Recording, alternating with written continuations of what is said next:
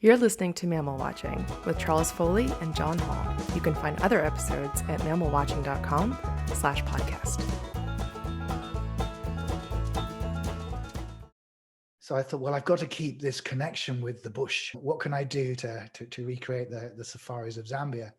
So I thought, well, maybe I'll go bird watching. That seems a popular thing. So I rocked up at the local RSPB reserve in Essex, and it was probably a cold day in February or January. And, it was the seventh circle of hell. There were crowds of people wandering around, mainly these kind of middle-aged men with bad raincoats on, talking into cassette recorders. Pigeon, 2 blackbirds, seagull. And I just thought, I'm not going to get my nature connection this way. This isn't going to work. So I thought, what can I do to at least be on my own and do something a bit different? Because I do like to be different. So I thought, I know, let me focus on the mammals because no one seems to be doing that. I think the moment I realized that this was more than just a hobby or an interest and I would say a passion, others might say obsession, was the day I heard there was a southern elephant seal in Geelong near Melbourne in Australia.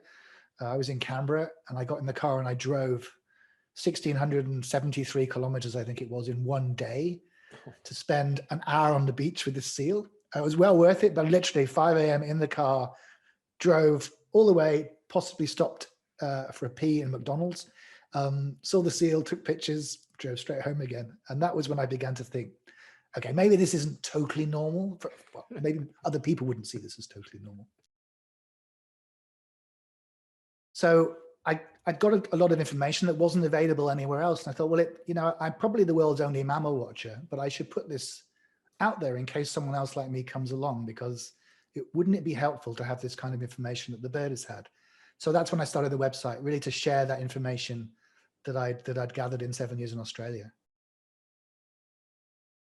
I think probably the ones that are most memorable, that really gave me the biggest thrill, of seeing things that I didn't think I was going to see, seeing big, mega charismatic species that there were no reports for. It's that journey into the unknown when you visit somewhere that very few other people have gone mammal watching in, and you actually see something spectacular. They're the most exciting, because it's like, whoa, this was a big surprise. It's a fantastic thing to see, but also we can tell other people about this. This is awesome. We've got something really nice to share. If I had to pick just one, I would say it was my trip to China in 2005 to look for giant pandas. That was perhaps the most remarkable in a number of ways. So by the afternoon on the third day, we were very close to pandas, very fresh sign. And then the guys heard one, and it was like, panda. And there was something moving through the bamboo, probably no more than 10 meters in, but dense. We couldn't see it. So we crawled along on our hands and knees for, I'd say, an hour, picking little twigs and sticks out of the way so we made no sound, just following this animal as it was leisurely moving through the bamboo, hoping to get a glimpse.